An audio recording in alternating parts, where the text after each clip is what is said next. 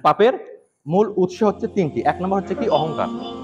এই অহংকারের কারণে ইবলিস কিন্তু আবেদ বান্দা থেকে কি হয়ে গেছিল, শয়তানে পরিণত হয়ে গেছে। ভালো করে বুঝুন। তাহলে পাপের মূল উৎস কয়টা? তিনটা। এক নম্বর হচ্ছে অহংকার। এই অহংকারের কারণে ইবলিস আবেদ বান্দা থেকে শয়তানে পরিণত হয়ে গেছে। দুই নম্বর হচ্ছে লোভ। কি? লোভ। যা হযরত আদম আলাইহিস সালাম শয়তানের প্ররোচনায় একটু লোভের বশবর্তী হয়ে তাকে জান্নাত থেকে বের করে দেওয়া হয়েছে, আমরা ইতিহাস সকলেই জানি। তিন নম্বর হচ্ছে হিংসা। দেখেন, পৃথিবীতে সর্বপ্রথম হত্যাকাণ্ড কেন সংঘটিত হয়েছিল? হিংসার কারণে। আদম আলাইহিস সালামের দুই পুত্র কাবিল এবং হাবিলের ঘটনা আমরা সকলেই জানি, ওদিকে আমি যাচ্ছি না। এই হিংসার বশবর্তী হয়েই কাবিল হাবিলকে হত্যা করেছিল, হিংসার কারণে।